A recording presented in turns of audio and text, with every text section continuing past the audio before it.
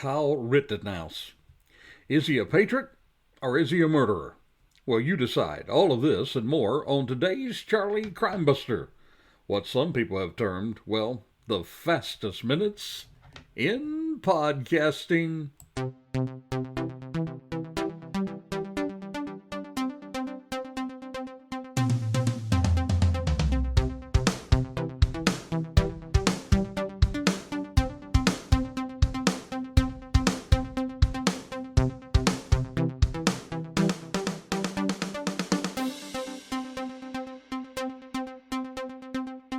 Well, good day and welcome to today's show.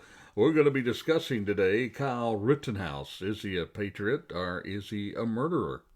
Thank you for joining us. Please take the time to like us on your social platforms. And hey, how about going to Apple Podcasts if you would and give us a good review there. Hit that button, that star button. It helps us get the message out and the podcast out into the area where others can hear it. We are grateful for every single listener. We do have listeners all the way from the East Coast to the West Coast, and we appreciate every single one of you. Thank you for those of you who have been contacting us and the good words you've been saying about the podcast. Also, please take time to drop by our website, check out some of the resources available. And if you want to get caught up on the Gabby Petito case, well, just go to the website there, click on Charlie Shows, and there you'll see a whole host of podcasts about the Gabby Petito case. You'll be right up to date on that case. Now, there are two national trials going on at the same time. We have our today's podcast about Kyle Rittenhouse, and there's another one being played on the court TV. It's the Edmund Arbery case. That's down in Georgia. Or up in Georgia for us who are in Florida. Now, we produced a much earlier podcast about the Arbery case, and it too is available on your podcast platform. We're going to be following that case very closely. Our focus today, though, is the Kyle Rittenhouse case. He's a young patriot, or is he a murderer? The prosecution thinks the latter. You see, they've charged him with a whole bunch of charges. You may say they threw everything at him, including the kitchen sink. Here are his charges. First-degree homicide, 1 count. First-degree recklessly endangering, 2 counts. First-degree intentional homicide, 1 count. Attempted first-degree murder, and possession of a dangerous weapon by a person under 18 years of age. So as you can see, this young lad is in a whole lot of trouble. The kind of trouble that can take your life away for the rest of your known life. Now, on the other side, his attorneys and others are convinced that he acted in self-defense, other than the possession of a weapon under the age of 18, and that one, even it, has some legal loopholes as well. You see, they view him as a patriot, coming to help a community that was ravaged by looters and rioters. Which one do you think? I'll tell you what I think on today's episode. Well, let's start with the background and the things that led up to this young man being in the place where he could be charged with these serious crimes. However, while there are some controversy regarding the actions of this young man, there are others we know that they are courageous citizens. And this is time for our Courageous Citizen of the Week. This is an ex-Marine, a soldier who turned hero again when he stopped an armed robbery. He stopped that by snatching the gun from the assailant, and he was lucky to survive because, well, the firearm jammed. James Kilser, 32 years of age, well, you've been probably seeing him. He's been making the rounds on some of the national news stations. You see, Kilser was on his way to work when he stopped at a convenience store. It was a Chevron gas station. The ex-Marine there saw someone walk in the door with a gun in his hand, and then he acted immediately. That's our hero did. In surveillance videos released by the Yuma County Sheriff's Office, well, our hero lunges at the suspect, and this suspect has at least 2 other people with him. He pounced on his pistol. He slapped it away, and toward the coolers lining the back door. He said it needed to be done. I kind of saw what was coming my way, and I wasn't just going to sit around and cry about it. I just waited until he took that one extra step and boom, I hit him, and instinct then just kicked in. He claims his life was only saved, that's our hero said, his life was only saved because the suspect was unable to fire the loaded gun after Kelser discovered it was jammed. The former soldier grabbed the gun away from the assailant, tried to fire the weapon, but it never went off. He then put pressure on the side of the pistol, and it fired off a round, and he saw that it was loaded the entire time. He went ahead and said, "I felt the round hit my hand." Then I locked the slide back, and he looked in his palm, and there was a 22 caliber pistol. He then, our hero, punched the suspect. He thinks he may have broken his nose, the suspect. He was then able to get control and hold him down until the police arrived, as the other two suspects, well, they got away. But not this one, and this was a robbery that was stopped in progress. Who knows what else would have happened? Here is someone who was coming in with a loaded gun, intending to do harm. And that, my friend, is what we at Charlie Crime Buster say and call our courageous citizen of the week.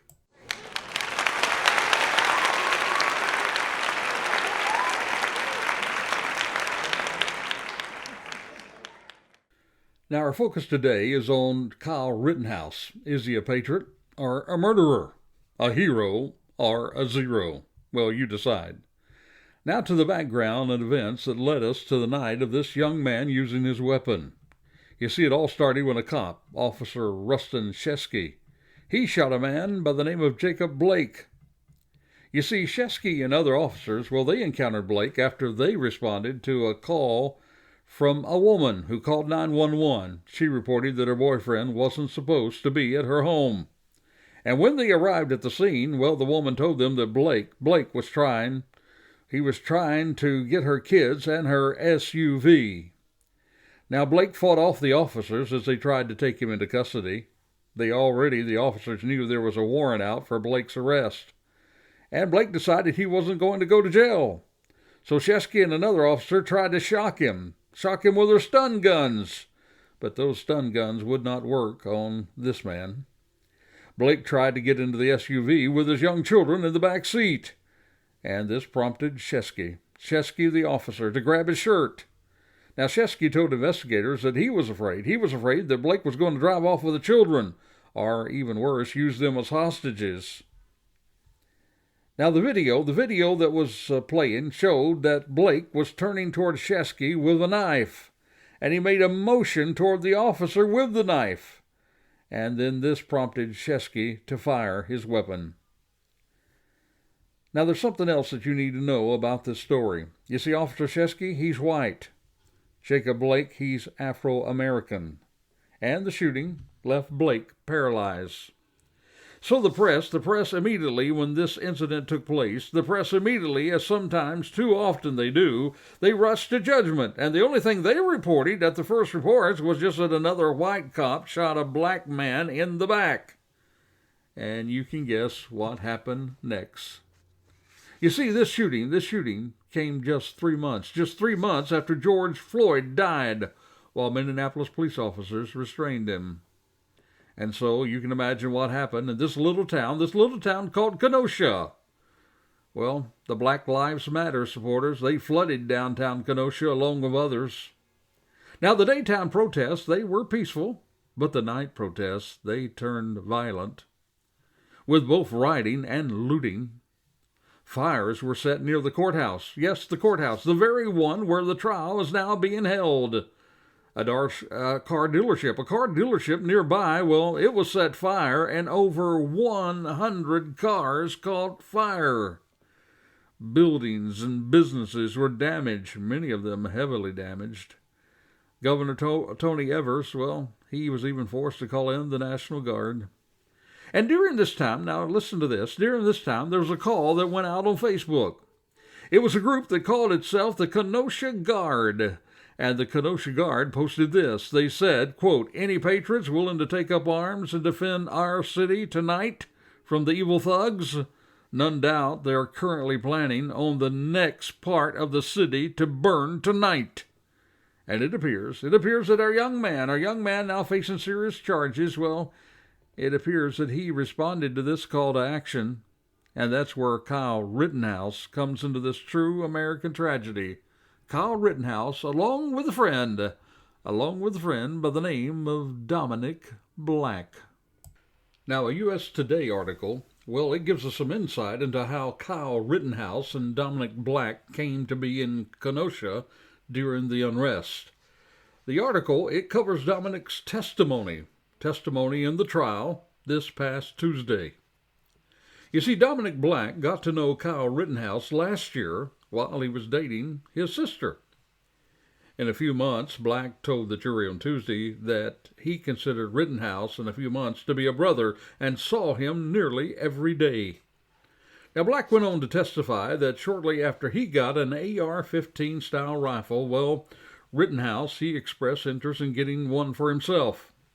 And during a trip to Black's family's hunting property in May 2020, well, Black agreed to buy a rifle for Rittenhouse. Rittenhouse was 17 and could not lawfully buy or possess one. Black went on to say in his testimony that he used Rittenhouse money to make the purchase. He also said they discussed knowing that it was illegal, but agreed that Rittenhouse wouldn't get the gun himself until he turned 18. They shot a couple hundred rounds that week. That's what Black testified. And that was the only time, according to Black, that Rittenhouse had used the weapon. That was until August the 25th, 2020. Now, Black said he and his brother, along with Rittenhouse, that they had gone downtown that morning to witness the aftermath of the first 2 nights of rioting and looting that erupted after the police shooting of Jacob Blake Jr. Then they went home, but they returned. They returned around 5 p.m. And this was after, according to testimony, that Black's friend, a man by the name of Nick Smith, said they should help protect Car Source. That was an automobile dealership where Smith formerly worked. Normally, Black testified, Rittenhouse rifle and his own, well, they were locked up in a gun safe at Black's house, and the safes could only be opened by Black's stepfather. Now, the stepfather, now get this, concerned that unrest might reach their home, well, he had taken the guns from the safe down to the basement. Now, hold on just a second. This gives us a really good idea on how serious this unrest was. He was even concerned that the unrest would reach residents, his own home. Now, the article, it goes on to say that Black said that he was in the kitchen when Rittenhouse came up the steps with his rifle. And before returning downtown, they each bought tactical slings for their rifles. Now, under questioning from the prosecutor, a prosecutor by the name of Thomas Binger, well, Black testified that he needed the rifle in case something had happened. He thought the weapon might deter others from damaging the business. Meanwhile, Rittenhouse had hooked up on the ground, according to his testimony, with Ryan Bollock, a former member of the military from Jackson. And he and Ryan and Rittenhouse, or rather Rittenhouse and Ryan, ventured from the Car Source later, but then they got split up. He went on to testify that after 11 p.m., Black said someone called Smith and said that vandals were attacking another Car Source lot that was a few blocks south. And he testified that he could not remember whether it was he or Smith that had called Rittenhouse to tell him to go over there. So Rittenhouse, he got a fire extinguisher from a gas station and he headed to 63rd Street. So here now, get this folks, we have Rittenhouse, who by the way carried along with his rifle a medic kit. Now that's something that much of the media is not reporting. You see, this young man worked as a lifeguard nearby. He was trained in first aid, and he was available to render help to those who needed it. So, with his rifle and medic kit and fire extinguisher, he's on his way to assist. Now, that's some other background that you should be aware of in this story. Now, earlier in the evening, police were seen with Rittenhouse and the group, And according to reports, the police offered him and other volunteers water. And cops, get this, expressed appreciation to them for them being there to help protect life and property. So this young man, Rittenhouse, is on his way to the street, an area where the first shooting takes place. And we're going to take you there in a moment. But now, it's time for our crazy crook story. Well, this one, again, is a Florida man. We never run out of crazy crooks down here, I can assure you of that. A Florida man, well, he chose the wrong vehicle to break into. You see, surveillance video, well, it appeared to capture a 49-year-old guy by the name of Stephen Titlin.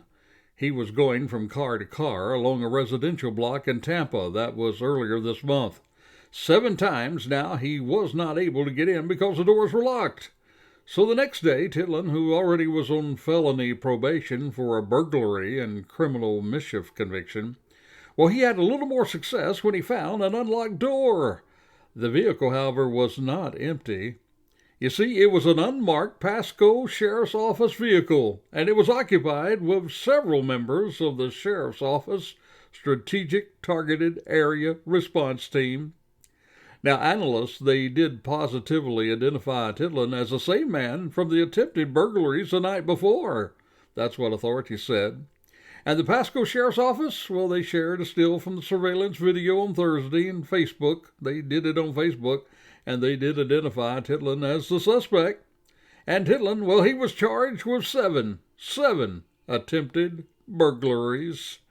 Well, my friend, if you're going to steal a car that does not belong to you and then try to steal things in the car that do not belong to you, well, just maybe you ought to check first to see if cops aren't in there. Well, back to our main focus of the case. The first person, Kyle Rittenhouse, is charged of killing is a man by the name of Joseph Rosenbaum, who, by the way, was a convicted felon who had been in prison for sexual assault on children.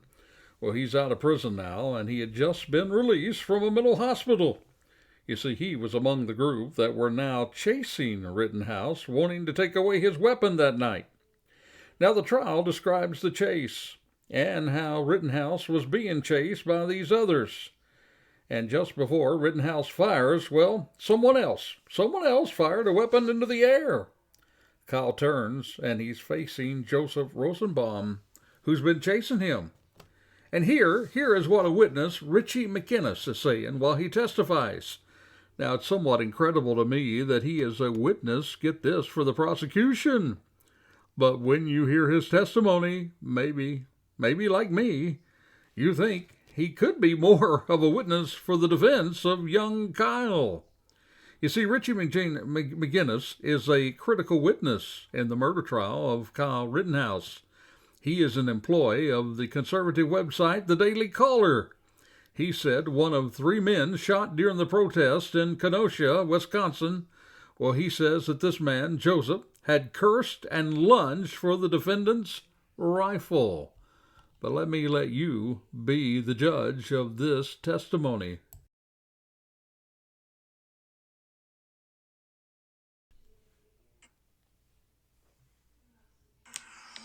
As you sit here today, that he yelled the words, F you, but the whole words, correct? Yes. Okay. What was the tone of his voice as he yelled that? Very angry. As he goes at Kyle Rittenhouse, correct? Correct.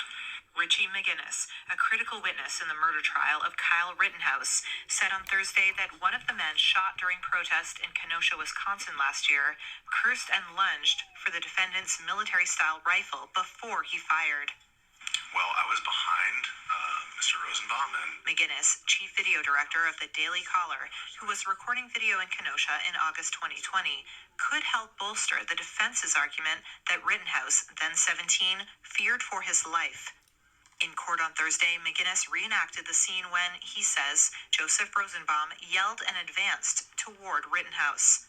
He's in a low position running, and then when he went for the front portion of the rifle, his lunged forward like that. Okay.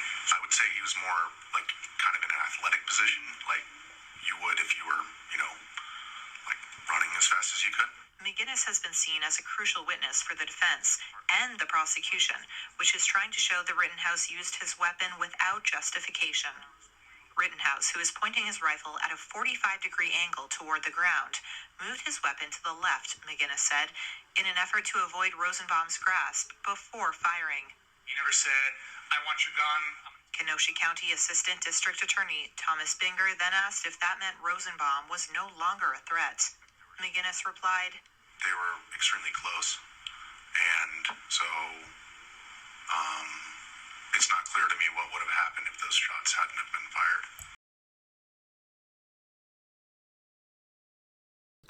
So there you have it. This is the first shooting.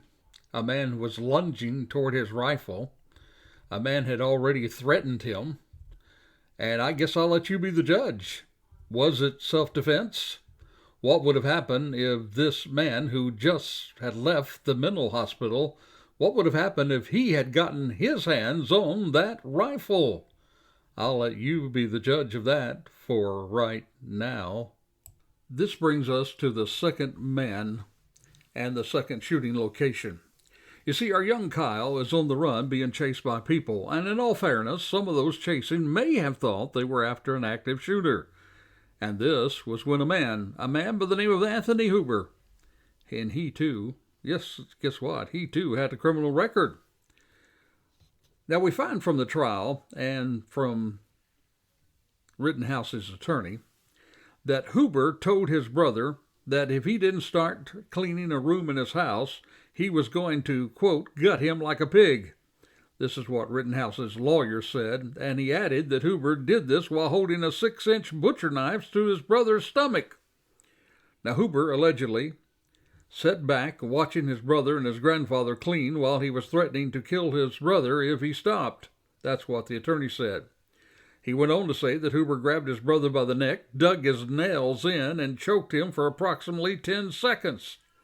He put a knife to his brother's left ear, and his brother felt it cut. "I'm going to burn the house down with all of you in it." That's what Kyle's lawyer told the judge, Huber said. So Huber was charged. He was charged criminally for the incident, and he took a plea deal on a strangulation and suffocation charge. This was the second man. The second man that Kyle shot that night. Into a night that was getting wilder by the minute. In fact, this is what a police officer testified about that night. Kenosha police officer Pep Moretti, he testified later Friday that the city was a war zone.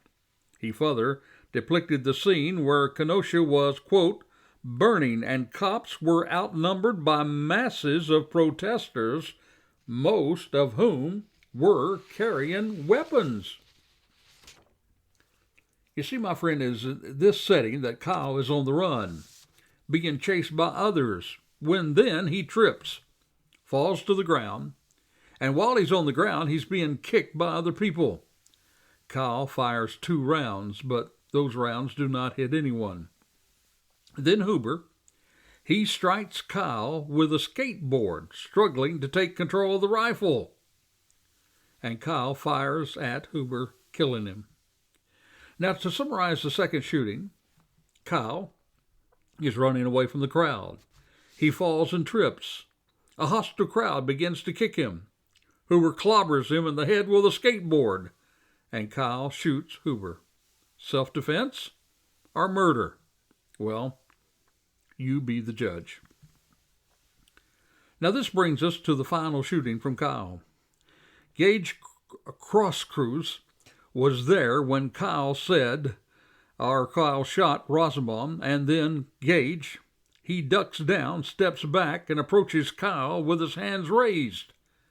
Now the only thing about this, in those hands, well, Gage also has a weapon, a gun himself. Now think about it. People are chasing you. One hits you with a skateboard. Others are kicking you. And now another man is coming at you with a gun in his hand, visible for you to see. Kyle shoots him, and the shot severs Gage's bicep. Now, Gage, he survives, and he's now suing the city and others for the events of that night. So there you have it. the three men that Kyle Rittenhouse shot that night. So what is my take on this? Well, let me say the night certainly had its recipe for disaster. In fact, disaster was written all over it. It was the perfect storm. Let me give you a direct quote from the third man that was shot. This is what Gage says as he describes the scene. He, the third man that was shot by Kyle, says, "Everybody was there exercising their right to protest. And there were some people who were exercising their right to bear arms, including myself." Now, I want you to add to this that there were also people who wanted to wreak havoc, inflict injury, and destroy lives. Now, there are those that say that the armed people protecting the property should not have been allowed to be there in the first place. After all, it is, quote, only property. But please keep in mind, the people there were there to protect both property and lives. And speaking of property, do you have the right to protect yours? You see, the Revolutionary War and many other wars, well, they've been waged to protect property. You see, I believe that people do have the right to protect their property. And something else I believe. I do not believe that Kyle Rittenhouse was there because he was a racist. The people he shot, well, they were all white. And it is quite evident that this young man supported the police by his own Facebook postings and his history. You see, he went there to help and protect. I am convinced of this. Now, do I think that he should have been there and with a weapon? No, I think he should have left that up to the cops. However, he had the same right to be there as others that night, although he was in violation of the carry law for those under 18, according to Wisconsin law. But regardless of what you and I think about him being on the scene, the real question is this: did he act in self-defense? Did he himself, now that is what the law says, during those moments that he fired the weapon, did he think that he was in danger of losing his life or in fear of great bodily harm? One man threatens and lunges for his weapon. Another hits him in the head with a skateboard and is trying to take his weapon. Then another comes at him while others are kicking him with a gun in his hand. You see, I believe that all of those could have caused him death and great bodily harm. I believe that. And I wasn't even the one facing those possible threats. If he believed it and acted upon that for fear of his life and great bodily harm, well, the law, not me, the law says that he acted in self-defense. Now, I'm not on the jury, and eventually it will be left up to the jury to decide. And we will keep a close eye on the case. But there are lessons to learn for all of us. The first one is this: do not judge quickly. Get all the facts. The very incident that started the unrest was not reported factually in the first place. Much of the media said a white cop shot a black man in the back. The man that was shot had a warrant for his arrest. He was trying to take this woman's car and children. Cops had tried to stop him with stun guns, and that did not work. The cop grabbed him to keep him from taking the kids in the car. The man turned toward the cop with a knife, and the cop shot him to protect himself and the children in that car. Now, it was proved that it was a justified shooting by two separate agencies that investigated, and even the federal government investigated and did not see that the man's civil rights were violated. This was not understood in the first place. And if the protest, if it was predicated on this one instance, then that protest was not in good faith. So let's all wait and let's get all the facts before we judge. Next, it is just not good to involve yourself in situations that would be better left to the police officers that have been trained to handle such situations. People do have the right to protest peacefully. However, when it turns violent and destructive, Well, my friend, I think it's best to leave that to the professionals. You see, while you may have every right to be in such situations, sometimes, my friend, you can be dead right. Yes, Kyle had the right to be present. However, if he had not been there with his weapon, Kyle would not be on trial, and 3 people would not have died from being shot with his weapon. I believe that this young man, though not wise to be there that night, did most certainly act in self-defense. Now, we're just going to have to wait to see what the jury says. So, this is Charlie Crimebuster. Until this time next time, reminding you, be safe, be alert, for the life you save, well, it may just be your very own.